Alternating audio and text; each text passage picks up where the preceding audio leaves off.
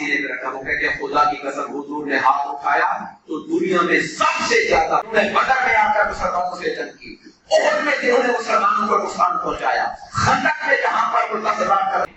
میں اچھی طرح سمجھ چکا ہوں اگر اللہ کے سوا کوئی معبود ہوتا تو اب تک ہمارے کام آیا ہوتا نا.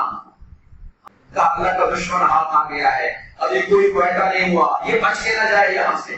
قریش کے لوگوں تمہارا کیا خیال ہے, میں تمہارے ساتھ کیا سلوک کرنے والا ہوں. لوگوں نے کہا حضرت ابو سفیان سے جناب کیا رستہ ہے, ہم کیا کریں, کہا میرے گھر میں جو داخل ہو جائے گا اسے امان ہے. لوگوں نے کہا تمہارا اللہ بھلا کرے, تمہارے گھر میں جگہ ہی کتنی ہے کہ سارا شہر تمہارے گھر میں آ جائے گا, کہ وہ شہر میں جا کر خود کہے کہ لڑنا نہیں ہے. آقا کریم علیہ السلام کی سیرت طیبہ کے حوالے سے تسلسل سے ہم جو گفتگو کر رہے ہیں, فتح مکہ کے حوالے سے پچھلے جمعۃ المبارک میں ہم نے کچھ ابتدائی گفتگو کی تھی, اور میں نے عرض کیا تھا کہ 10 رمضان کو مسلمانوں کا قافلہ مکہ کی جانب مدینہ سے روانہ ہوا. حضور نبی کریم علیہ السلام کی یہ خواہش تھی اور آپ نے اللہ سے یہ دعا کی تھی کہ باری تعالیٰ اہل مکہ کی آنکھوں اور کانوں سے ہماری خبروں کو روک دے, یعنی ان تک ہمارے نکلنے کی اطلاع نہ پہنچے, ہم اچانک وہاں تک.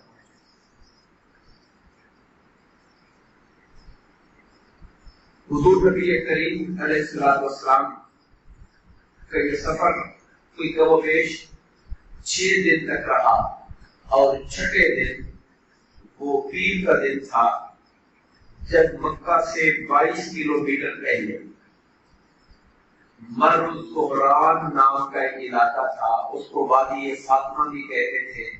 آج کل جو جموم شہر ہے جموم, اس سے تھوڑا فاصلے پر یہ وادی تھی. یہاں پہ جا کر لشکر نے پڑاؤ ڈالا. حضور نبی کریم علیہ السلام اور آپ کے صحابہ روزے رکھتے ہوئے آ رہے تھے. اس مقام پر جب پہنچے تو سرکار نے روزے کو توڑ دیا اور صحابہ کرام کو بھی توڑنے کا حکم دیا. بعد میں اس کی قضا ظاہر آپ نے فرمائی ہوگی. اور جب شام اور رات کا وقت آیا تو آپ نے جنگی تدبیر اور دشمن کو مرعوب کرنے کے لیے 10,000 صحابہ کرام کا جو لشکر تھا, ان میں سے ہر ایک کو حکم دیا کہ ہر کوئی اپنی آگ جلائے, ہر بندہ اپنی آگ جلائے. اب 10,000 بندہ پھیل کر جب آگ جلائے گا اپنی اپنی, تو وہ رات کو کیسا ایک ہیبت ناک منظر ہوگا کہ اتنے لمبے علاقے کے اندر آگ چل رہی ہے. سرکار کی دعا کی وجہ سے مکہ والوں کو کوئی متعین خبر تو نہیں ملی تھی, لیکن جب سے وہ واقعہ پیش آیا تھا بنو بکر بنو خلا کے حملے کا, اور ابو سفیان مدینہ سے آ کر واپس گئے تھے, معاہدہ دوبارہ اس کی تجدید نہیں ہو سکی تھی, تو کھٹکا ان کے دل میں بھی تھا کہ کسی وقت لشکر آ سکتا ہے. تو مکہ کی طرف سے حضرت ابو سفیان اس وقت تک مسلمان نہیں تھے. بدیل بن برقہ اور حکیم بن حزام, یہ 3 نامی گرامی لوگ تھے. وہ رات کو ٹوہ لینے کے لیے باہر نکلے ہوئے تھے, اور اس مقام تک وہ آپ پہنچے اور آپس میں باتیں کر رہے تھے کہ یہ اتنی بڑی آگ کہاں سے آ گئی, اور اتنا بڑا لشکر یہ کہاں سے آ گیا ہے. بائی چانس آپ کو پچھلے جمعہ میں نے عرض کیا تھا کہ آپ رستے میں تھے, حضرت عباس مدینہ جا رہے تھے, تو وہ اب واپس حضور کے ساتھ تھے. انہوں نے بھی دل میں سوچا کہ میں مکہ والوں کو اب اطلاع کروں, چونکہ وہ چھپانے والا مرحلہ گزر چکا تھا. کہیں ایسا نہ ہو کہ وہ کوئی جوابی اقدام کر بیٹھے اور لڑائی جھگڑے کی تیاریاں شروع کرے تو مارے جائیں گے وہ لوگ. اب اس لشکر سے لڑنے کی ان کی طاقت نہیں ہے. کوئی ایسی ان کے ساتھ ترکیب چلائی جائے کہ وہ مذاکرات اور سلو اور سرنڈر کرنے کی طرف آئے. آقا کریم علیہ السلام کا خچر لے کر اس پہ سوار ہو کر وہ باہر نکلے کہ کوئی چرواہا کوئی لکڑہارا ملے تو میں اطلاع پہنچاؤں، سرداروں کو بلاؤں، مکہ والوں. وہ بھی خچر لے کے باہر نکلے ہوئے تھے. اب حضرت ابو سفیان اور حکیم بن حزام جھاڑیوں میں بیٹھے منظر دیکھ رہے ہیں اور آپس میں سوچ رہے ہیں کہ یہ کس کا لشکر ہے، اتنی بڑی تعداد کہاں سے آ گئی یہاں پر. حضرت عباس نے ان کی باتیں سن لی اور پہچان لیا کہ یہ کون ہے. انہوں نے کہا ابو حنظلہ، یہ ابو سفیان کی کنیت تھی ان کے بیٹے کے نام ابو حنظلہ. انہوں نے بھی عباس کو پہچانا، کہا ابو الفضل، یہ حضرت عباس کی کنیت تھی. انہوں نے کہا ہاں ابو الفضل. تو وہ بڑے اللہ آپ کا بھلا کرے، میرے ماں باپ آپ کے قربان، عباس یہ کیا بات ہے، یہ کون لوگ ہیں؟ انہوں نے کہا کہ یہ محمد رسول اللہ صلی اللہ علیہ وسلم لشکر لے کر آ چکے ہیں. اور ابو سفیان جان بچاؤ، مکہ والوں کو بچاؤ، قریشیوں کو بچاؤ. ایسا نہ ہو کہ بے وقوفی کریں، لڑائی کے لیے تیار ہو جائے اور مارے جائے، سارا کا سارا مکہ ہی تباہ نہ ہو جائے، پورے قریش نہ مارے جائیں. کہنے لگا کیا کروں، کوئی ترکیب بتاؤ، کوئی راستہ بتاؤ. انہوں نے کہا میرے ساتھ بیٹھو اور چل کے حضور سے ملاقات کرو. ان کو پیچھے بٹھایا خچر کا اور لے کر چل پڑے قافلے کی جہاں سارا لشکر صحابہ کا موجود. حالانکہ ابھی آگ جلائی ہوئی ہے، لوگ دیکھتے ہیں خچر کو، پہچانتے تھے حضور کا خچر ہے، پوچھتے تھے کون ہے، کہا تھا پاس جا رہے ہیں. خیر وہ گزرتے گزرتے حضرت عمر فاروق کے پاس سے گزرے رضی اللہ تعالیٰ. آپ نے بھی خچر کو پہچانا، حضرت عباس کو پہچانا اور پیچھے جو ابو سفیان کو بیٹھے دیکھا نا، سلام کرتے کھڑے ہو گئے. کہا اللہ کا دشمن ہاتھ آ گیا ہے، ابھی کوئی معاہدہ نہیں ہوا، یہ بچ کے نہ جائے یہاں سے. حضرت عباس نے خچر کو ایڑ لگائی، دوڑا دیا خچر کو حضور کے کہنے کی طرف. اب عمر بھی بھاگ پڑے پیچھے سے. حضرت عباس پہلے سے نہیں پہنچ گئے، پیچھے حضور دوڑتے دوڑتے وہاں پہنچ گئے. کہا یا رسول اللہ یہ ہاتھ آ گیا ہے ہمارے، اشارہ حضرت سفیان کی طرف. آج یہ بچ کے نہ جائے، کوئی معاہدہ نہیں ہے، کوئی ان کے ساتھ ہماری یہ ایگریمنٹ نہیں ہوا، یہ حالات کفر میں جنگ میں آیا ہوا ہے، بچ کے نہ جائے. حضرت عباس رضی اللہ تعالیٰ حضور کے ساتھ بیٹھے. کہا آج میرے علاوہ حضور سے کوئی سرگوشی نہیں کرے گا، میں حضور سے بات کروں گا. کہا یا رسول اللہ یہ قریش کی نہیں، یہ ہمارا خاندان، ہمارا قبیلہ ہے. ادھر حضرت عمر لگے ہوئے ہیں کہ یہ کفر کا سرغنہ ہے، یہ ہمیشہ ہمارے خلاف لشکر لے کر آتے رہے، لڑائیوں میں آتے رہے. حضرت عباس نے غصے میں کہا کہ عمر اگر یہ تمہارے قبیلے خاندان بنو عدی کا ہوتا پھر تم اتنا زور نہ لگاتے. حضرت عمر کو دھچکا لگا. کہا عباس ٹھہر جاؤ، ایسی بات نہیں ہے، خدا کی قسم آپ کا مسلمان ہونا مجھے اپنے باپ کے مسلمان ہونے سے زیادہ پیارا لگا. کیوں کہ میرے باپ کے مسلمان ہونے سے حضور اتنا خوش نہ ہوتے جتنا عباس آپ کے مسلمان ہونے سے حضور خوش ہوتے. میں جو ماننے کی بات کر رہا ہوں کوئی ذاتی جھگڑا نہیں ہے، حق کی خاطر کہہ رہا ہوں. تب حضرت عباس رضی اللہ خاموش ہو. سرکار نے حضرت عباس سے کہا ابو سفیان کو اپنے پاس لے جاؤ، رات اس کو اپنے پاس ٹھہراؤ خیمے میں، صبح میرے پاس لے کر آنا. صبح ہوتی ہے، حضرت عباس حضور کو پاس لے کر آ جاتے ہیں. حضرت ابو سفیان رضی اللہ تعالیٰ عنہ تب آقا نے ان سے بات میں کہا تم پر افسوس ہے ابو سفیان، تم پہ افسوس ہے کہ اب بھی وقت نہیں آیا کہ تم یہ جان سکو کہ اللہ کے سوا کوئی معبود نہیں. ابھی تک عقل پہ پردے پڑے ہوئے ہیں، ابھی تک بدو کے لیے تمہارے ساتھ جھکتے ہیں کہ اب بھی وقت نہیں آیا کہ تم جان سکو کہ اللہ کے سوا کوئی عبادت کے لائق نہیں. حضرت سفیان نے جواب دیا میرے ماں باپ آپ کے قربان ہو جائیں، آپ کتنے بردبار ہیں، آپ کتنے کریم ہیں، آپ کتنے رشتہ داری کو نبھانے والے ہیں. میں اچھی طرح سمجھ چکا ہوں اگر اللہ کے سوا کوئی معبود ہوتا تو اب تک ہمارے کام آیا ہوتا نا. ہمارے کام کوئی نہیں آئے وقت وغیرہ. میں مان چکا ہوں کہ اللہ کے سوا کوئی بات نہیں. تب حضور نے پوچھا پھر تم اس بات کی افسوس ہو، کیا تم اس بات کی گواہی نہیں دو گے کہ میں اللہ کا رسول ہوں؟ ظاہر ہے کہ دونوں باتیں مانے بغیر مسلمان تو نہیں ہو سکتے. انہوں نے کہا کہ اس بارے میں ابھی میرا دل مطمئن نہیں ہے. حضرت عباس کھڑے ہوئے، ابو سفیان خیال کرو کچھ، تمہاری قوم کے مرنے کا وقت آ چکا ہے اور تمہیں محسوس پڑی ہو، تمہیں جان پیاری نہیں ہے۔ انہوں نے ان کو جوش دلایا تو انہوں نے کہا کہ میں قبول کرتا ہوں، اسلام قبول کر دیا انہوں نے ان حالات کے اندر اور ان کلمات کے ساتھ۔ تب آقا نے فرمایا کہ اس کے چچا عباس انہیں کسی پہاڑی پر ایسی جگہ پہ کھڑا کرنا جہاں یہ سارے لشکر کو جاتا ہوا دیکھیں۔ یہاں سے آپ کا مقصد کیا ہے؟ آپ جلوائی 10,000 کے لشکر سے، اور اب فرمایا کہ انہیں کسی پہاڑی کے ایسے کنارے پہ کھڑا کر دینا جہاں 10,000 کے لشکر کو جاتا ہوا دیکھے، اپنی آنکھوں سے ان کی آنکھیں دیکھے ذرا کیا لشکر ہے۔ مقصد یہ تھا کہ ابو سفیان مرعوب ہو جائے، ان کو نفسیاتی طور پر ٹوٹ جائے، شکست ہو جائے، تاکہ وہ شہر میں جا کر خود کہے کہ لڑنا نہیں ہے۔ یہ آقا چاہتے تھے تاکہ شہر مکہ میں جا کر جب سردار خود کہے گا کہ لڑائی کا فائدہ نہیں، وہ اتنا بڑا لشکر ہے، اتنی طاقت ہے، تو جب سردار یہ باتیں کرے گا تو قوم کیسے کھڑی ہو سکتی ہے اس کے ساتھ۔ یہ نفسیاتی شکست سرکار کو دینا چاہتے ہیں۔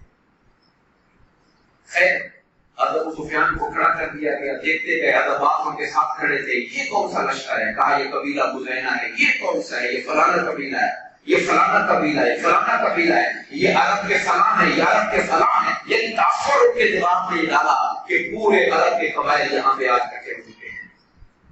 صرف 5 سال پہلے ایک وقت وہ تھا، یہی حضرت ابو سفیان 10,000 کا لشکر لے کر غزوہ خندق کے لیے مدینہ کے دروازے پہ کھڑے ہوئے تھے۔ صرف 5 سال پہلے یہ عرب کو لے کر وہاں پہنچ گئے تھے مسلمانوں کو تباہ کرنے کے لیے۔ اللہ نے بچا لیا تھا، آج مسلمان 10,000 کا لشکر لے کر مکہ کے دروازے پہ کھڑے۔ اللہ کی مدد مسلمانوں کے ساتھ، اللہ نے تب بھی ان کو بچایا تھا، اللہ آج بھی ان کو فتح دینے والا۔ پھر عباس کو روانہ کیا، جاؤ جلدی پہنچو مکہ کے اندر، جا کے اپنی قوم کو سنبھالیں۔ اب وہ مکہ شہر پہنچے، لوگوں نے پوچھا کیا ہوا کیا ہوا؟ کہنے لگا لشکر آ گیا، لشکر آ گیا، بہت بڑا لشکر آ گیا، جان بچاؤ جان بچاؤ، ایسا بڑا لشکر میں نے آج تک کبھی نہیں دیکھا ہے۔ اب جناب ابو سفیان جو خود سربراہ رہے لشکروں کے، وہ جا کر یہ ڈنڈورا پیٹ رہے۔ ان کی بیوی ہند بن عتبہ، اس نے آ کے مجھے پکڑ لی، اس کی کہا یہ چربی کا ڈرم ہے، اس کو مار ڈالو، یہ بدھ ہے، یہ تمہارا ایسا حلاوہ ہے۔ وہ اپنی جگہ پہ خاندانی غیرت کا مظاہرہ کر رہی تھی۔ لوگوں سے کہنے لگے ابو سفیان کہ آؤ، وہاں پر ایک بات اور بھی ہوئی تھی جب مسلمان ہو گئے تھے۔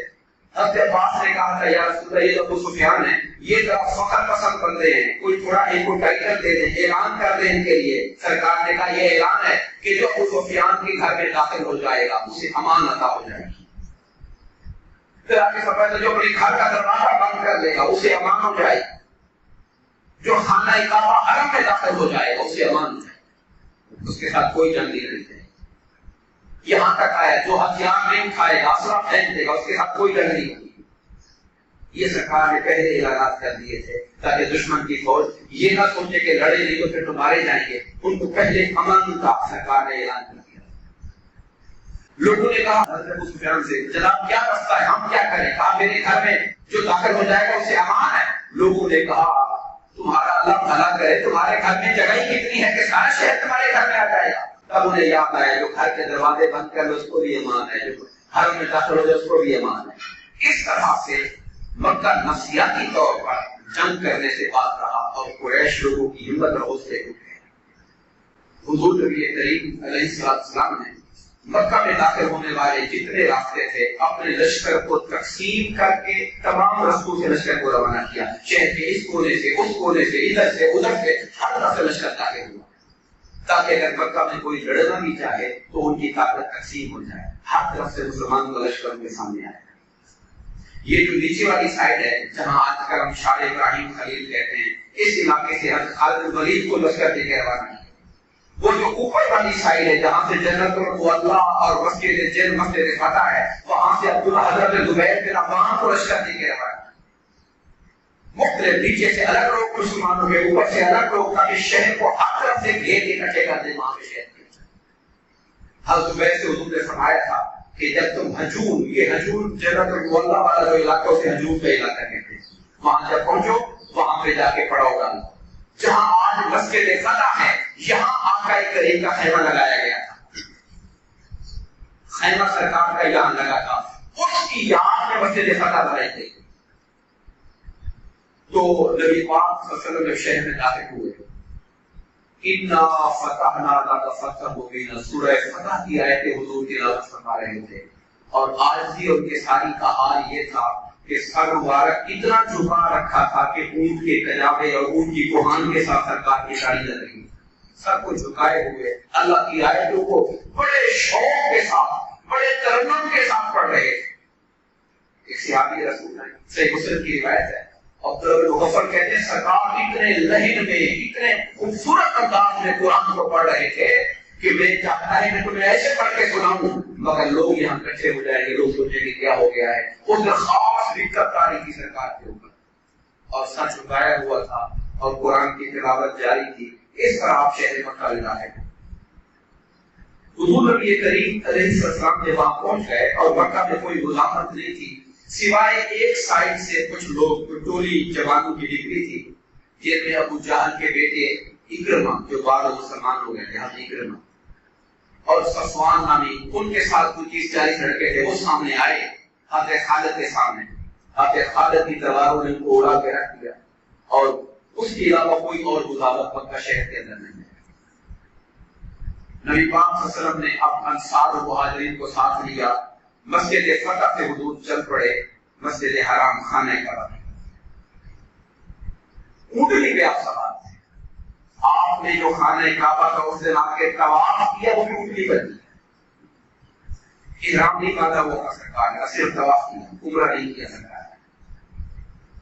تو آپ صلی اللہ علیہ وسلم وہاں سے چلے جو خانہ کا آئے، وہاں پر حجر اسود کو بوسہ دیا، طواف کیا، وہاں پہ سارے بت رکھے ہوئے تھے، باہر بھی بت تھے، اندر بھی بت تھے، بتوں کو گرایا گیا، توڑا گیا، اور یہ آیت کریمہ جاء الحق وزهق الباطل ان الباطل كان زهوقا، حق آ گیا، باطل بھاگ گیا، اور باطل نے بھاگنا ہی تھا۔ یہ آیت آپ کی زبان پر تھی، بتوں کو گرایا جا رہا تھا، توڑا جا رہا تھا، خانہ کعبہ کے اندر کی بت رکھے گئے تھے، سرکار نے ان کو بھی باہر نکلوا کے گرا دیا، کروا دیا۔ خانہ کعبہ کی دیواروں پر کوئی تصویریں بنائی گئی تھی، سرکار نے پانی منگا کے وہ تصویریں دھلوائی، وہ جگہ صاف کروائی، پھر میرے آقا خانہ کعبہ میں داخل ہوئے۔ حضرت اسامہ حضور کے ساتھ تھے، حضرت بلال حضور کے ساتھ تھے جب خانہ کعبہ کے اندر داخل ہوئے۔ اس سے پہلے چابی منگوائی، تالا لگا ہوا تھا، چابی کس کے پاس تھی؟ عثمان بن طلحہ کے پاس تھی۔ عثمان بن طلحہ، ان سے کہا دروازہ کھولو۔ یہ وہی عثمان تھے جو پہلے میرے آقا کے لیے دروازہ نہیں کھولا کرتے تھے، حضور سے باتیں بتاتے تھے۔ آج فاتحانہ شان کے ساتھ آقا اپنے شہر کے اندر موجود ہے، دروازہ کھولا گیا، سرکار اندر داخل ہوئے، پوری صفائی وغیرہ کروانے کے بعد روایات میں یہ آتا ہے کہ خانہ کعبہ کی دیوار کے سامنے جو اگلی دیوار تھی، سرکار اس طرف چلتے ہوئے چلے گئے۔ دروازے داخل ہوئے، مثلا میں دروازے میں کھڑا ہوں، سامنے والی دیوار کی طرف ہے، 3 ہاتھ پیچھے سرکار رک گئے۔ ادھر اس وقت 6 ستون تھے اندر کعبہ میں، 2 حضور کے دائیں طرف تھے، 1 حضور کی بائیں طرف تھا، درمیان میں سرکار نے کھڑے ہو کے نظر دلوائے۔ 7 کون تھے؟ ابوبکر صدیق نہیں تھے، عمر فاروق نہیں تھے، حضرت اسامہ تھے، حضرت بلال تھے۔ انہوں نے پھر پایا کہ لوگوں کو بتائی یہ بات کہ سرکار نے اندر کیا کیا، حاضر کی بتا۔ پھر آقا اندر سے نفل پڑھ کے، اور مسجد کے نفل تو وہاں پر پڑھے، پھر تمام قوموں میں گئے، اور ہر جگہ جا کر اللہ اکبر لا الہ الا اللہ یہ باتیں ذکر کا پورے دیواروں کی طرف پھرتے ہوئے کیے سرکار، اور دروازے پہ آ کے پھر کھڑے ہو گئے، اور دونوں ہاتھوں سے دروازے کو ایسے پکڑ لیے، جیسے مطلب دروازے کے درمیان میں ہاتھ رکھ لیتا ہے، ایسے ہاتھ رکھ لیے۔ اب سارا حرم بھرا ہوا تھا مکہ والوں سے، قریشیوں سے، پورا حرم بھرا ہوا ہے۔ سرکار دروازے کے اوپر کھڑے ہوئے اور سرکار نے بات یہاں سے شروع کی، اللہ کے سوا کوئی معبود نہیں ہے، لا الہ الا اللہ وحدہ لا شریک لہ، اللہ کے سوا کوئی معبود نہیں، اس کا کوئی شریک نہیں۔ اس نے اپنے بندے سے جو وعدہ کیا تھا، اللہ نے وعدہ سچ کر کے دکھا دیا۔ اس نے کہا تھا میں کامیابی دوں گا، اللہ نے اپنا وعدہ پورا کیا ہے۔ اپنے بندے کو آج اللہ نے اپنے وعدہ پورا کر کے کامیابی دلا دی ہے۔ اپنے بندے کی مدد کی اور تنہا اللہ نے سارے جتھوں کو شکست دے دی. یہ نہیں کہہ رہے کہ ہم لڑے ہم جیتے, اللہ نے سب کو شکست دے دی. فرمایا سنو, بیت اللہ کی چابی اور حاجیوں کو پانی پلانے کے علاوہ یہ اعزاز فخر ہیں, یہ اپنی جگہ قائم رہیں گے جس کے پاس ہیں. اس کے علاوہ باقی تمام جاہلیت کی باتیں, پچھلے زمانے کی باتیں میں نے اپنے پاؤں کے نیچے رکھ دی. یاد رکھو, جو قتل خطا ہوتا ہے یعنی جس میں بندے کا ارادہ قتل کرنے ہوتا ہے, اس میں سرکار نے کچھ باتیں سزا دیت اور حدود کے حوالے سے بیان فرمائیں. اور اس کے بعد فرمایا قریش کے لوگوں, اللہ نے تم سے جاہلیت کی جو اکڑ تھی, جاہلیت کی جو تکبر تھا, غرور تھا, اللہ نے اس کا خاتمہ کر دیا ہے. ماں باپ پر فخر کرنے کا تمہارے اندر جو رویہ تھا, اللہ نے اس کا خاتمہ کر دیا ہے. اور پھر یہ ہے کہ اتنا بڑی سورہ حجرات کی, یا ایھا الناس انا خلقناکم من ذکر و انثى, لوگوں ہم نے تمہیں ایک مرد اور ایک عورت سے پیدا فرمایا ہے, تمہاری قومیں اور قبیلے بنائی ہیں تاکہ تمہاری پہچان ہو. عزت والا اللہ کی نگاہ میں وہی ہے جو تقوی والا انسان ہوتا ہے. سرکار نے یہ قرآن کی آیتیں پڑھ کے سنائی. اور اس کے بعد آ کر قریش کے لوگوں, تمہارا کیا خیال ہے, میں تمہارے ساتھ کیا سلوک کرنے والا ہوں.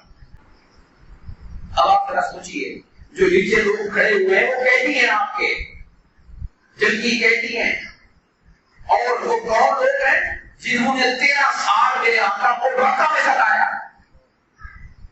حالت سجدہ میں حضور پر اونٹ کی اوٹ اٹھا کے رکھنے والے لوگ, آقا کی بیٹی سیدہ زینب کو اونٹ سے گرا کر اس کا حمل طے کرنے والے لوگ, حضرت بلال پر یاسر, حضرت عمار کے ماں باپ پر حضرت بلال پہ ظلم کرنے والے لوگ, جن کے ظلم کی وجہ سے مسلمان کبھی حبشہ جا رہے تھے, کبھی مدینہ جانا پڑا, گھر چھوڑنا پڑا, کاروبار چھوڑنے پڑے. وہ سارے مجرم کھڑے ہوئے ہیں جنہوں نے بدر میں آ کر مسلمانوں سے جنگ کی, احد میں جنہوں نے مسلمانوں کو نقصان پہنچایا, خندق میں جہاں پر وہ 10 ہزار کا لشکر لے کر آئے, وہ سارے مجرم تھے نا, آپ کے قصوروار تھے, قیدی کے حضور کے سامنے کھڑے ہوئے تھے. آپ نے پوچھا تمہارا کیا خیال ہے, میں تمہارے ساتھ کیا سلوک کرنے والا ہوں. انہوں نے جواب میں کہا, آپ کریم بھائی ہیں, بڑے کرم کرنے والے بھائی ہیں, آپ کا باپ بھی بڑا کریم تھا, ہمیں آپ سے کرم کی ہوئی. یہ جملے انہوں نے کہے. آپ کریم ہیں, آپ کے والد عبداللہ بھی کریم تھے, خاندان دادا بھی کریم تھا آپ کا, ہمیں آپ سے کرم کی امید ہے. سرکار نے کہا لا تثریب علیکم اليوم, جاؤ میں نے تم سب کو معاف کیا, کوئی پکڑ نہیں تمہارے, میں نے تم سب کو معاف کیا. اب آپ اندازہ فرما سکتے ہیں وہ لوگ جو اس بات کے انتظار میں تھے کہ گردنیں اڑنے کا حکم آئے گا, قتل کے حکم آئیں گے, خاندان مٹا دیے جائیں گے, گھر گرا دیے جائیں گے, جب ان کو یہ خبر ملی کہ عام معافی کا اعلان ہو گیا, ان کے دلوں میں کس قدر چاہت اور کس قدر محبت ہوگی. ایک سمندر ان کے دلوں میں آیا, اور وہی لوگ جو کل کے جانی دشمن تھے آج آگے بڑھ بڑھ کے حضور کے ہاتھ میں ہاتھ دے کر مسلمان ہو رہے ہیں, بیٹھ کر حاضر نظیر ہوتا ہے. کیونکہ ابھی بات ہماری مکمل نہیں ہوئی, اس پر بھی اور چلے گی, میں چند باتیں اور کرنا چاہتا ہوں, کچھ وقت ہے. حضور نبی کریم علیہ السلام کے حکم سے حضرت بلال خانہ کعبہ کی چھت پہ چڑھے. میں سوچتا ہوں حضور چاہتے حضرت علی کو چڑھا دیتے, حضور چاہتے حضرت عمر کو چڑھا دیتے, مگر پورے 10,000 کے لشکر میں سرکار کس کو اٹھا کے اوپر بھیج رہے ہیں, حضرت بلال کو. ان کی جو جاہلانہ تکبر تھا اس کو روکنا تھا کہ جن کو تم غلام سمجھتے تھے, اپنے برابر نہیں دکھاتے تھے, مصطفیٰ انہیں کعبہ کی چھت کے اوپر چڑھا تھا, انہیں حضور کعبہ کی چھت پہ چڑھا رہے. انہوں نے کعبہ کی چھت پہ کھڑے ہو کر اذان دی, اور ابھی تک جو لوگ بیٹھے ہوئے تھے ان میں بہت سے مسلمان ہو چکے تھے, کئی نہیں ہو چکے تھے, اور طرح طرح کے تبصرے. یہ کہنے لگا شکر ہے میرا باپ پہلے مر گیا, اس نے آج کل دے نہیں دیکھا. یہ تکبر اتنا تھا دماغ کے اندر کہ شکر ہے میرا باپ پہلے مر گیا, اس نے اس کالے غلام کو کعبے کی چھت پہ چڑھا ہوا نہیں دیکھا, ہمیں یہ دیکھنا پڑ گیا. حضرت ابو سفیان بھی ان کے دنیا بیٹھے تھے, انہوں نے کہا میں کوئی جملہ نہیں بولوں گا, کوئی لفظ منہ سے نکالوں گا, کیونکہ جو بات بھی میں کرتا ہوں اللہ اپنے نبی کو پہلے بتا دیتا ہے, میں کوئی بات منہ سے نکالوں. چونکہ ان کے دل میں اب اسلام آ چکا تھا اور اس بات کا یقین بڑھ چکا تھا کہ اللہ کے نبی ہیں، اللہ پاک انہیں ہر غیر سے ہر بات سے بتا دے گا۔ انہوں نے کہا میں کوئی جملہ نہیں بولوں گا، بولے یہاں تک کہ یہ کنکریاں جو پڑی ہے نا یہ بھی آپ کو بتا دے گی یہاں بیٹھنے والے کیا باتیں کر رہے ہیں۔ اس لیے بھائی میں نے تو کوئی بات نہیں کرنی، جو ہوتا ہے دیکھو اپنے آنکھوں سے دیکھو۔ اس وقت ایک شخص تھے جو مسلمان ہو گئے تھے لیکن دل میں ابھی تک میل تھا، حضرت فضالہ بن عمیر ان کا نام تھا۔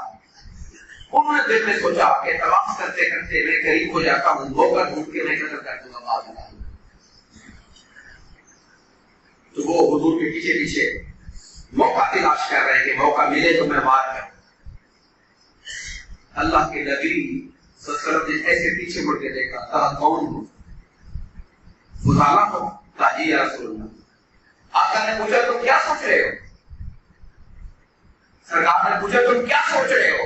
اب پہلے یہ تو نہیں کہنا تھا کہ میں قتل کا ارادہ کر رہا ہوں، کہنے لگا کہ میں کچھ بھی نہیں اللہ کا ذکر کر رہا ہوں۔ حضور ہنس پڑے اس کی بات سنی، کہ نہیں کوئی ایسی بات نہیں اللہ کا ذکر کر رہا ہوں۔ سرکار ہنس پڑے اور پھر سرکار نے اپنا ہاتھ اس کے سینے پہ رکھا، کہا اپنے دلوں کے خیالات کو نکال دو۔ سرکار نے اپنا ہاتھ سینے پہ رکھا، وہ کہتے ہیں خدا کی قسم حضور نے ہاتھ اٹھایا تو دنیا میں سب سے زیادہ محبوب مجھے مصطفیٰ ہو چکے، میرے دل میں ایسی محبت رکھی ہوئی۔ تو حضور نبی کریم علیہ السلام کا اپنے دشمنوں کے لیے عام معافی کا اعلان کرنا، جن کے اندر قاتل بھی تھے، ظالم بھی تھے، جنہوں نے جرم کیے تھے، حضور نبی کریم آقا کے صحابہ گھر والوں کو ستایا تھا، ہمارے لیے اس کے اندر کیا پیغام؟ آج ہم اپنا مزاج دیکھیں، اپنے قوم کا مزاج دیکھیں، ہماری روش میں انتقام ہے۔ وہ کافر لوگ تھے جن سے جنگیں ہوئی تھی، ہم اپنے بھائیوں سے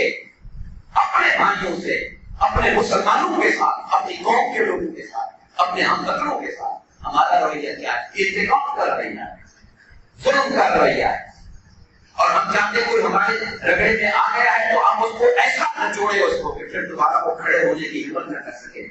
باتیں حضور سے محبت اور عشق اور وفا کی کرنا، اور عمل میں یہ رویہ کہ اپنے کلمہ پڑھنے والوں کے ساتھ اس طرح کا کرنا کہ پھر ان کو کھڑا ہونے کی ہمت نہ دینا، یہ رویہ آقا سے محبت کرنے والوں کا، عشق کرنے والوں کا، حضور کے نقشے قدم پہ چلنے والوں کا رویہ نہیں ہے۔ دعا فرمائیں اللہ تعالیٰ ہم سب کو دنیا اور آخرت کے اندر ہدایت اور کامیابی نصیب فرمائے، آمین۔ وما علینا الا البلاغ۔